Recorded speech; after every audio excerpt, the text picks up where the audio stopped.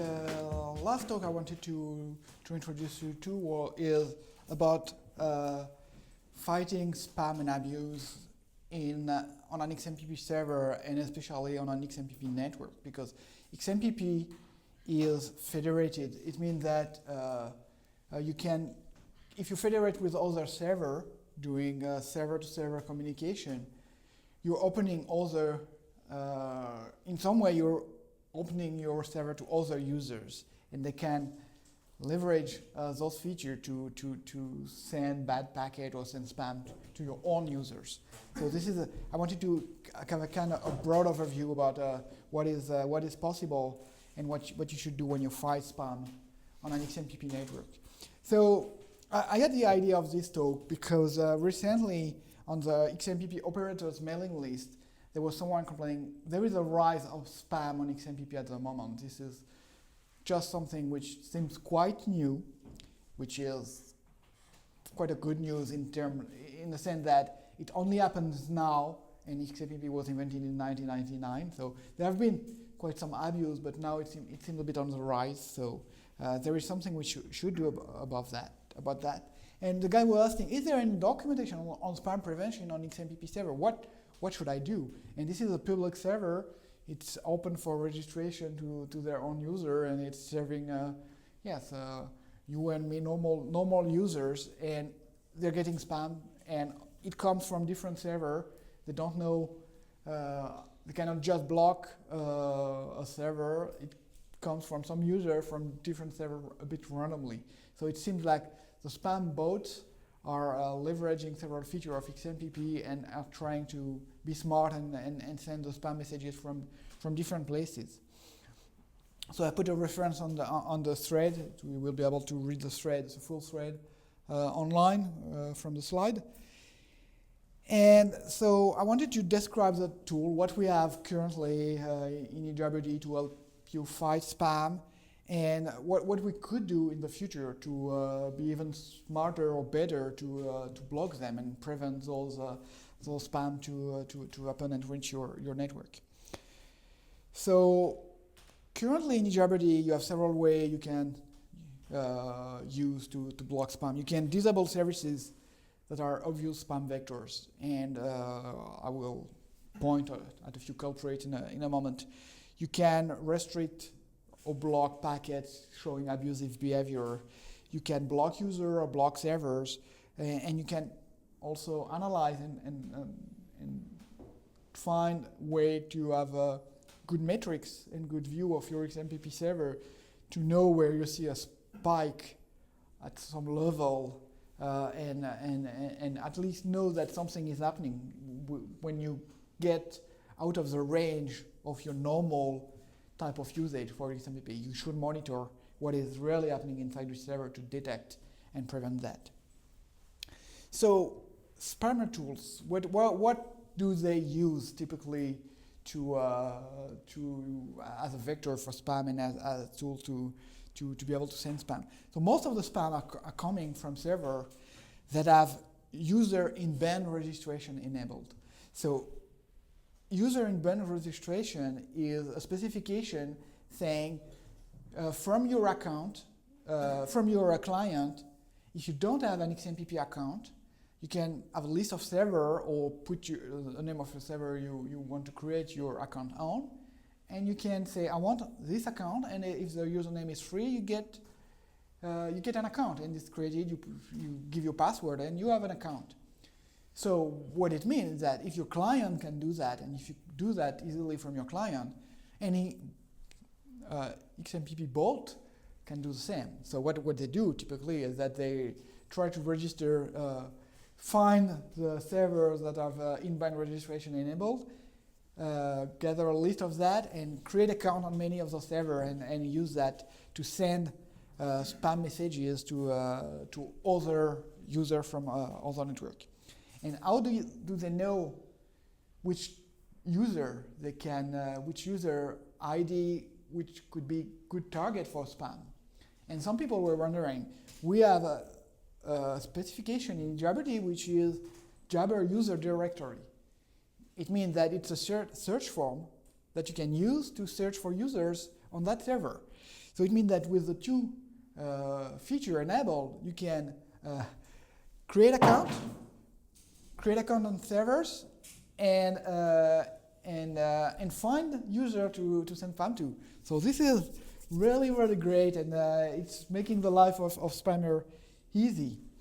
So basically, best practice is to make sure that on your server, mod register in ejabberd server is disabled. So this is something we will change. For ease of use or for making it easy to play with ejabberd, we had this module enabled, like also the vcard module. But in next version, it will be disabled as a default, and you will have to explicitly enable if you want to make sure. So it was not supposed to run in production, but I think possibly many users or many server admin, especially for small server, would just put that in production without taking care about and checking what are the default options. So one of the things that also you could use as well is that for if it comes from an IP you don't know, you could use a CAPTCHA, for example, or if the user is not logged in, you could use a CAPTCHA or anything, or run a random number of times, or if the user, if an IP generates too many connections, you can start putting a CAPTCHA, for example, or this is the kind of stuff. But as a default, you can just add a simple basic CAPTCHA with this kind of configuration. You can have a CAPTCHA to the registration in ejabberd, and the client, it will be, you will have a link to an image in the packet to register if you want to enable inbound registration. And if the user does not support that, it's an explicit link as well that he can click and fill out on the web to finish the registration. So at least this is something that can be much more difficult to automate from spammer for concretion. Another way you can use, I think some people are not plugging ejabberd to a backend for authentication. So they're using internal database for user base, and they rely on registration, on registering the user, creating the new account. So what sometimes they do is that they use inbound registration to create the account. When something is created on the backend, they just make a call to ejabberd. This is not the recommended way to do that, but some do that. And if they do that, what they should do is that just restrict registration to a range of IP, maybe the local server or their internal server, to make sure that it's not open to anyone and only their own backend can do the registration. So you have the very powerful RCL configuration of ejabberd. You define the RCL, you define some access, and you use access linking RCL to the module. So you grant IP access right through access rules pointing to RCL. In case you really need open registration, you also should make sure that you have at least a limit. So you can use registration timeout to make sure that a single IP will not be able to create hundreds of accounts in 1 minute. So in that case, for example, you can only, from a single IP, you can only register 1 account per hour. So this it can be sometimes a bit too tight, but at least it's you need a limit. You need to decide what you want to do.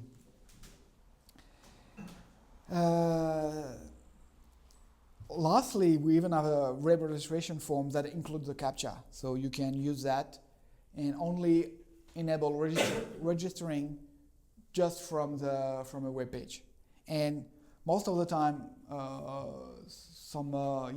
even public server, community server, and so on, they have their own registration page in which they register on maybe a community forum as well, and they create everything, and we point to that database directly. So honestly, most of the time you don't need to let the user register themselves directly in ejabberd. You have a process to channel that registration. And that's what I was saying previously. Basically, what you really want is direct backend integration for authentication. So basically, you have either a HTTP module pointing to your backend and doing REST authentication to your own backend, and ejabberd does not manage the user at all. So you don't. In most of the case, that's what you want to do. So we will change the policy. Mod register will be disabled as a default in next ejabberd versions. So next thing is that what do? We use user directory. Basically, well, you probably, unless you run a team server for team collaboration, like you do, you don't want to let people search your user base. So you can just disable it, make it false, and yourself if it's a public server. And again, we will change that, making that the default. And if you really want vcard and user directory search, you will have to enable that as a default.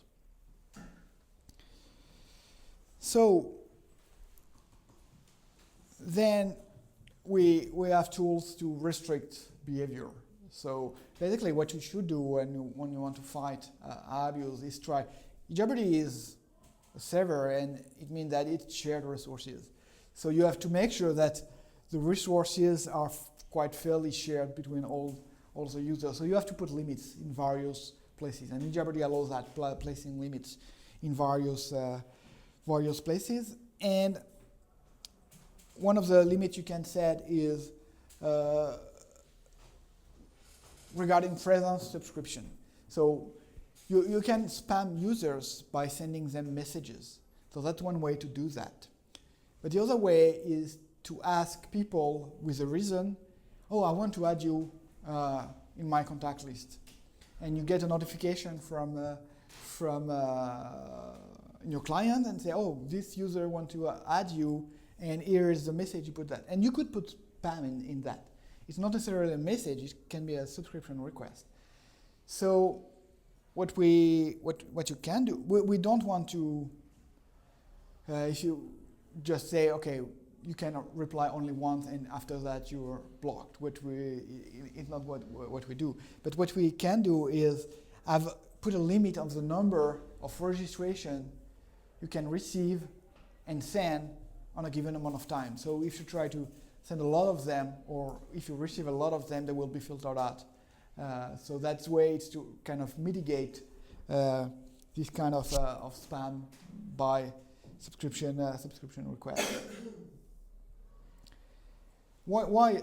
So just to give a bit more of context, the contact list in XMPP is just about presence. It's about presence sharing access to your vCard, sharing access to your personal event.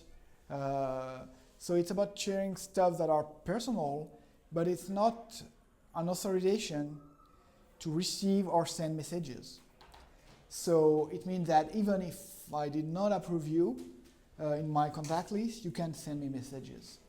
So I will talk later on about that part, but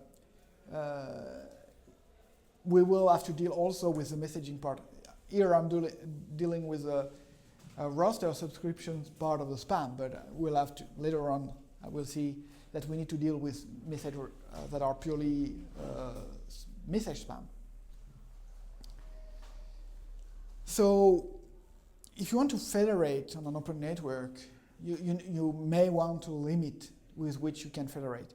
And in ejabberd you have two ways to limit that federation. You can whitelist. You can say, I want to federate with that list of trusted partners because we're working together and we need to chat together, but I don't want to federate with any random rogue server that may be started on the internet. So you can do that and whitelist, and you have ACL. You define trusted server. You put the list of your trusted server, and you define an access rule. You say, for trusted server, they will be allowed. For all, they will be denied. And you define your S2S access so the access rules that will be applied for S2S, and you say that this is the one you define here. So this is a very handy way. You define a whitelist and you're safe. The other way is to do because you may be running a community, not corporate server, but a community. So you want to be as open as possible. So you can do the reverse and do blacklist server that has been known or identified to be run badly, to be badly managed. So you can just do block server and you reverse that. Block server, they are denied, and all they are allowed. So that's for kind of generic rules for preventing spam on a server. But the best way, if you want to have the most impact when sending spam, is to use broadcast. And a good way to use broadcast is to get to a chat room with a few hundred of users and put your spam there. Because in a single message you will reach 200 users, which is a dream for spammers. So you have to be very, very careful about your muck service when you want to deal with spam and abuse. So in muck, the admin of the chat room have the opportunity to block and to ban a member. So if someone is behaving badly, you can block him and so on. So this is pure standard XMPP. The other things that we have been doing for example, we have been doing that for our hosted IAM platform, so kind of corporate server open kind of self-service corporate server that you can create, XMPP server. What we do is that as a default, especially in the free plans, we prevent S2S server coming from other server to join or even create muck rooms. So if you start a server, the default is just that your chat room will be internal and private. And in ejabberd, it's made very simply. You have your module muck room configuration, and you can you have access rules that you can define. So here you have a rule for your local users. And you say, okay, in that case, access will be allowed to anyone, even remote servers, from remote servers. But you could put local here if you prefer. You will be restricting the creation of room to local user only. So remote user cannot come to your server and create a huge number of muck room locally. And only local user can make the room per system. So that's a bit redundant. In that case, you could allow creation of room for a remote user, but not allow creation of persistent muck room, for example. So basically, you have a lot of leverage to make sure that only the local users are empowered regarding the muck service. And of course, you need to, one of the way of spamming is to do a lot of actions repetitively when you join a chat room, and to send a lot of present change. It can be, it's not really spam, but it's very annoying for user, and it can be even a denial of service, because if you change present very fast, you're broadcasting maybe thousands of messages. So we have several limitations that are very interesting. So one is the maximum number of conference a user can join. It means that a bot connected on your server or a remote user cannot join more as a default than 10 muck rooms. So it cannot connect to 1,000 muck rooms and start spamming them at the same time. It will be forced to go to a path which will limit the impact of spamming to the chat room. There is two values that are also very interesting, is that it's the number of seconds between message and present that are allowed. So you're not, for example, allowed to change presence more than once every 5 seconds, for example. So if you join a muck room and send many other presents. Only the last one will be taken into account and broadcasted after the timeout expires. So this is a way to limit the traffic and the broadcast on the chat room, and you have also the same for the messages. So you cannot try sending 20 messages per second. You can limit that to make sure that it really behavior of a human sending messages. And this is something which is also interesting. It's the max user presence. It means that we have a kind of trigger to limit the broadcast of presence to visitors. So this is especially interesting in moderated rooms. When you reach a certain limit, presence will not be broadcasted to other users. So it means that you limit the snowball effect of having a lot of users in the room and many others joining and broadcasting to a larger and larger number of people. And also, you have another way. We found that we found a lot of clever way. People are very clever when they want to break things. So, for example, the room identifier need to be limited in terms of number of characters.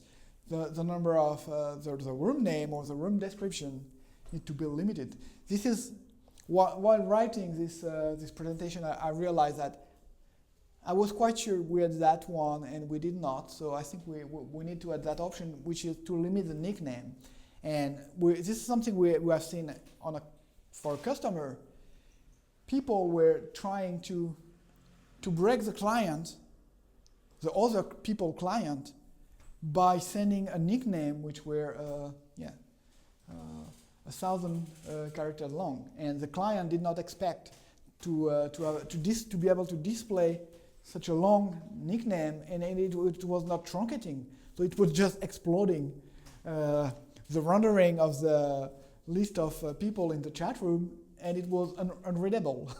So this is the kind of stuff people do, and this is the kind of place where you want to put limits on, because that's some people will try that at the same point.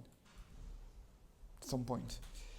And regarding CAPTCHA, this is things you have. So you have two flags. You have CAPTCHA protected, so you can protect the chat room with a CAPTCHA and forcing the user to get through a challenge to be able to join the room, knowing that you can make some people members of the rooms, and for the people that are explicitly members of the room, they won't have to pass that challenge. They are already pre-approved people.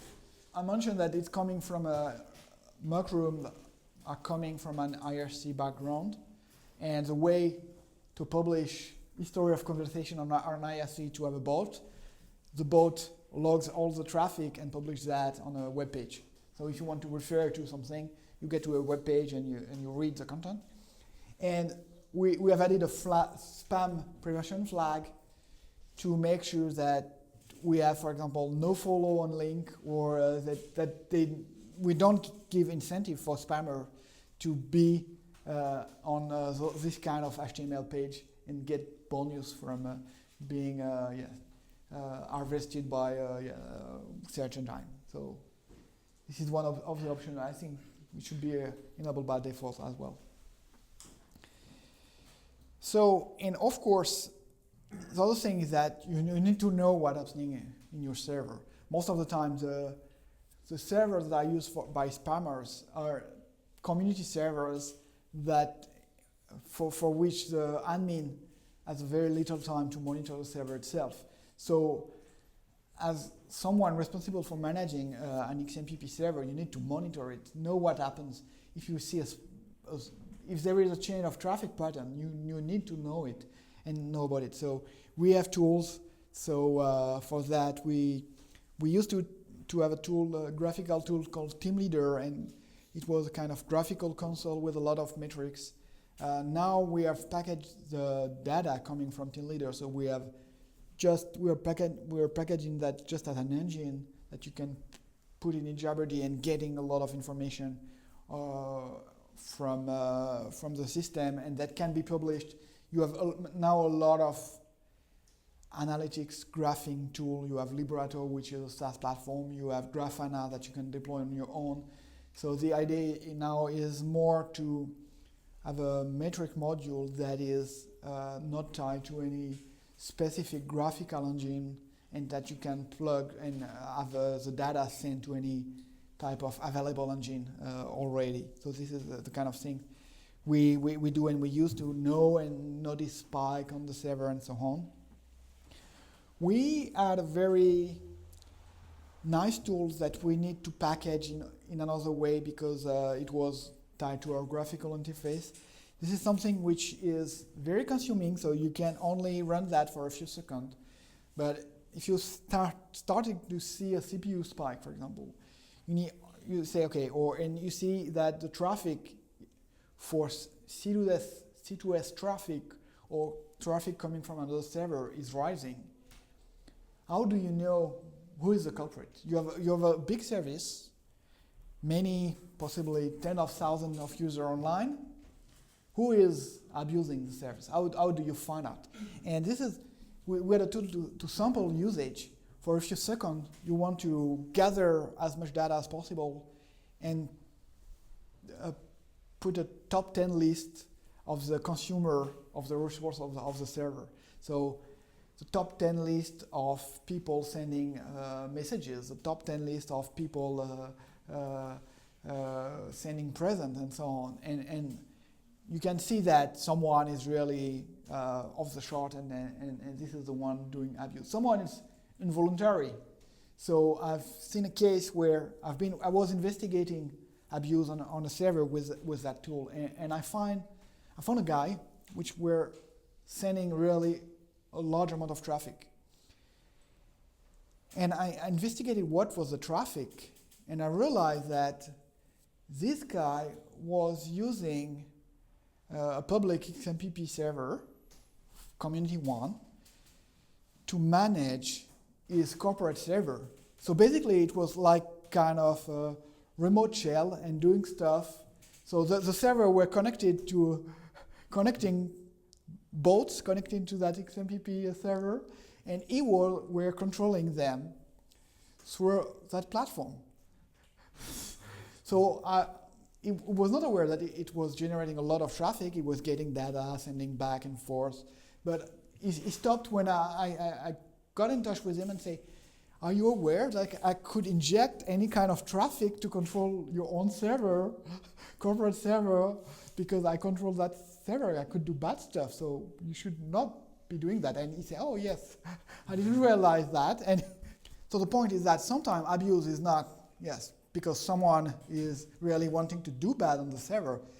It's just that someone is not aware of what he is doing. We have even some case where we are seeing traffic patterns of a server rise a lot, and it was a customer server, and we were so we investigated, and we were seeing that a user were sending roster subscription requests to a lot of other users. So we said, oh, let's block that IP. It's all coming from the same IP address. We block that IP, and we'll let the customer know that someone is abusing the server. And the customer replied, oh, it's not someone, it's us. And they were trying to create a contact list of 200,000 people because they wanted to receive the presence of their own contact. And no, it's not the way to do that. You don't create a huge contact list, because when they connect, when that specific user connect, it was broadcasting 200,000 presence information at once. So this is really, really not something you want to do. And I think at some point it could not even reconnect and get the contact list itself, because it was so large that it would crash the server trying to generate it and so on. So we put limit for that server on the maximum size of the contact list that you could use, and we'll let him know that we have better ways. If you want to know if a user is online or not, we have better ways through backend to backend communication than to use the contact list for that. And of course, you have logs. Logs are important, so you need to monitor them. And you have some modules that will be, when they trigger, some protection module, when they trigger, they will log warnings. So you need to be aware that something is happening, so that they help you to know that something bad is happening on the service. And the last part of the talk is about what next. What should we do next? And a while back, I worked with XSF with a few ideas about what we should do about spam and spam prevention. And there were drafts published, but that were never approved and went very far. But this is, if you're interested by that topic, this is work in progress. So this is a bit, SPIM is spam, but for IM. So IM is it's IM spam. So you have a way how to define better block rules. So in ejabberd, in XMPP, you have privacy list.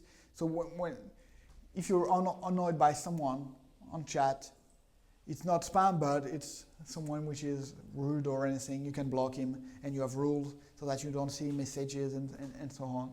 And this is building on top of that blocking rules to make them more generic for to help people block spammers. This is server buddies is a way to say it defines a contact list for servers.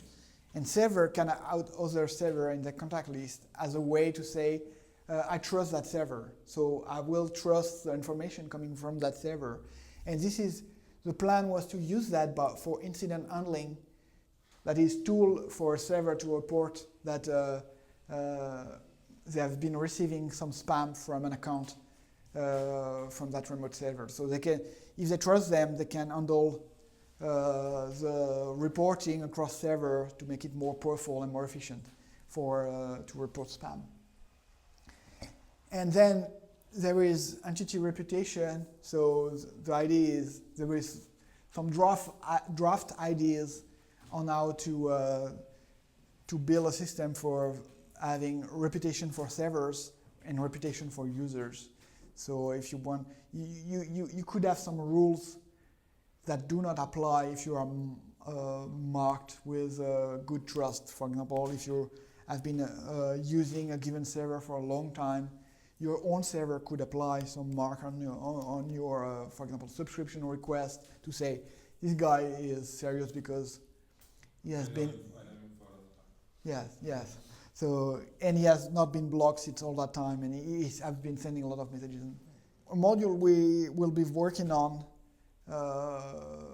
because I found that it's useful while working on this presentation. It's a way to block messages from contacts that are not in your roster. So people expect it to work like that. By the way, they expect that if I did not approve a contact, why did I receive a message from that contact? This is how most of the public WhatsApp and so on, you cannot send a message if you are not approved that contact. So we should write a module, and I identified that we don't want to make it something which is hard-coded into ejabberd. We should expand our API for filtering packets in a way that a custom plugin could implement that. So we don't want to build that into ejabberd, but it should be exported and being possible to develop that with the API of ejabberd. And for that, we need to have the filter packet pass extra information depending on the context.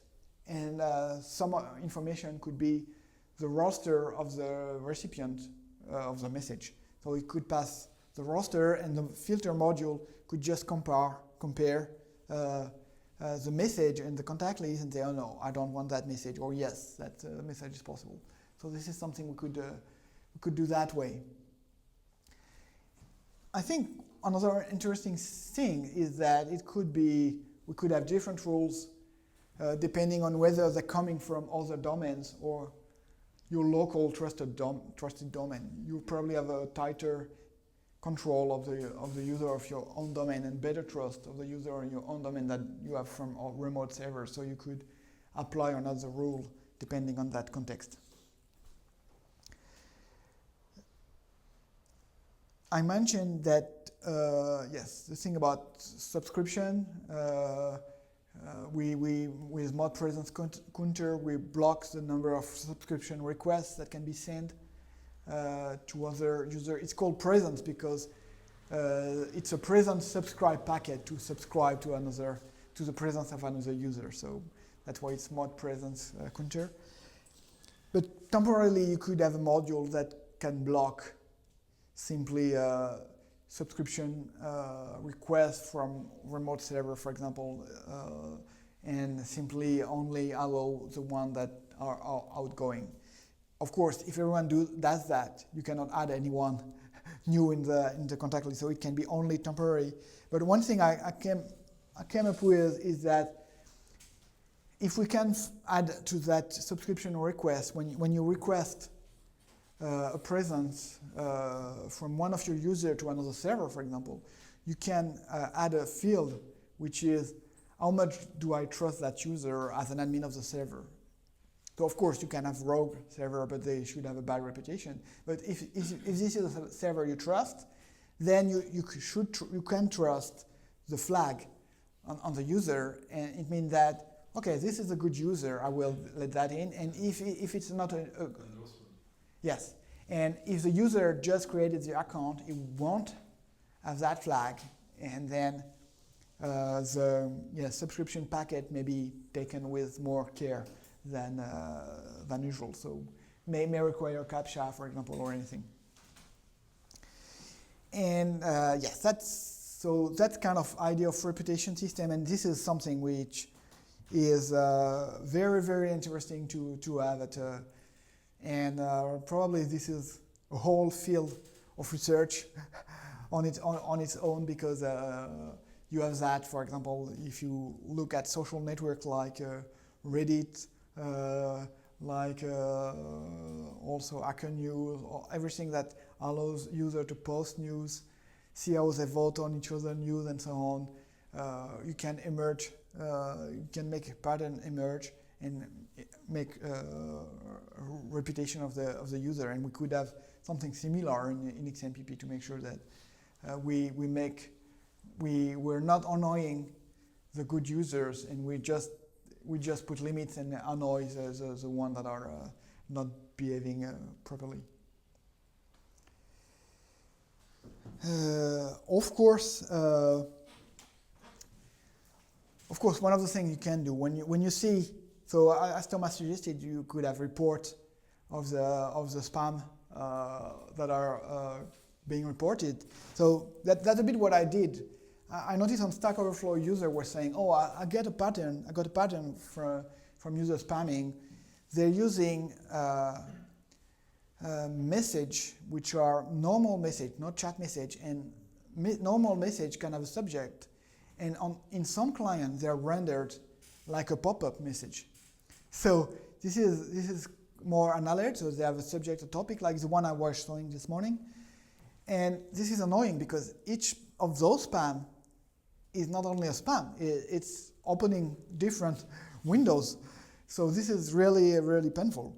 So when you know that, you can craft a special module in ejabberd that will block that type of pattern. So these normal messages are not very used, so probably blocking them is not harmful at all.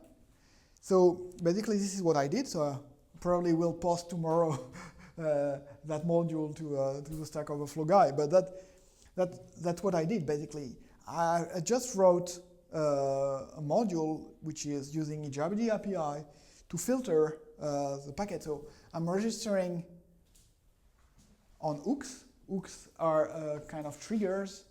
They are a way to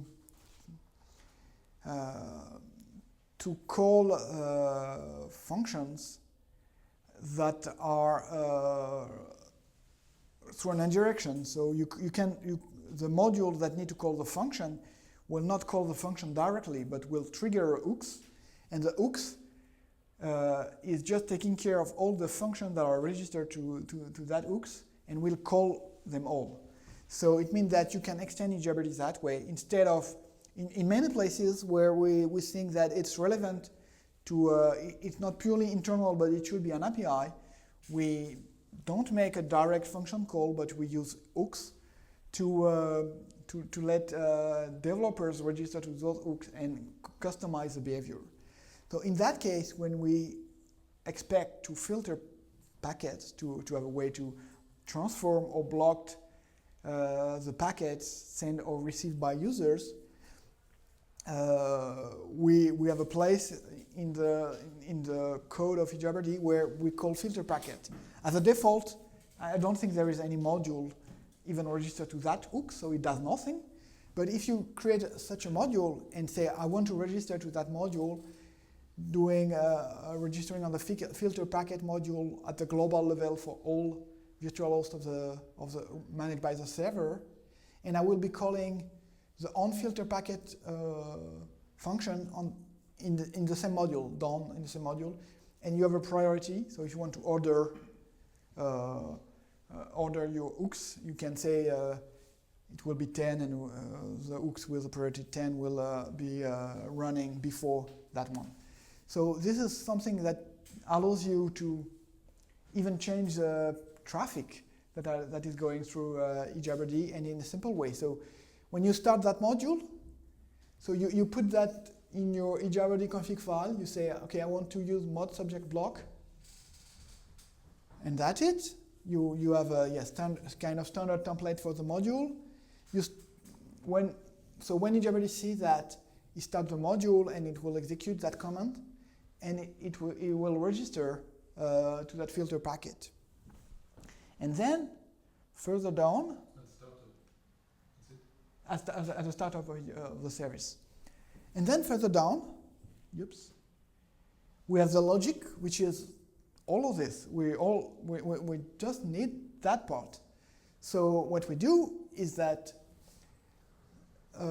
when a message is sent or when a message is received by ejabberd on the C2S connection, so client connection, we will get through that, and we will apply that function only for messages. So we don't want to apply that to IQ or presence, for example. We will check if that message of type normal, the default being normal. If you don't put a type on a message packet, the specification says it should be considered as a normal message. So this is the default value.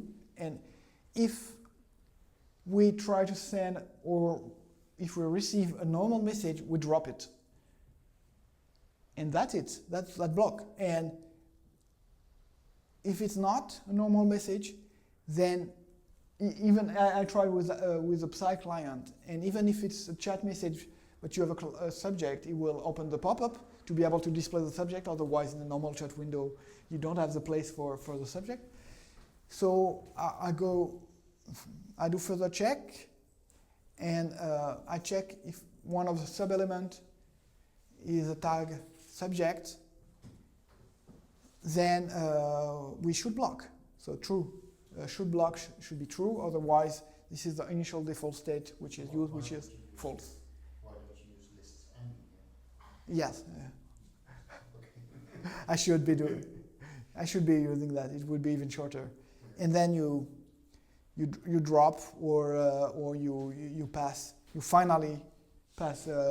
Let the message get through. So that's it basically. So that's very easy. I could report the issue. I could, if you want to write, for example, if you are building a chat service for children and want to filter profanity, you could check. No, don't do that. No, but I've been asked to do that. But you could check for things. Children are very creative, so if they want to say something, they always find a way with spaces, with anything. But basically, you can transform the message, put stars in it, or anything. So you can transform the message to anything. So that's very powerful. And as you see, there is nothing more. This is a full module. So this is very easy. You don't have to write a lot of lines of code. So this is very interesting.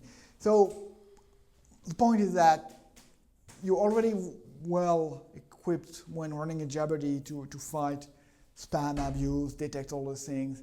And we're still working on that. This is an ongoing topic, and we are crafting and making the tool we have for that better and better. So yes, you can expect improvement again like that. It's always a race with the spammer. So this is quite interesting. So thank you.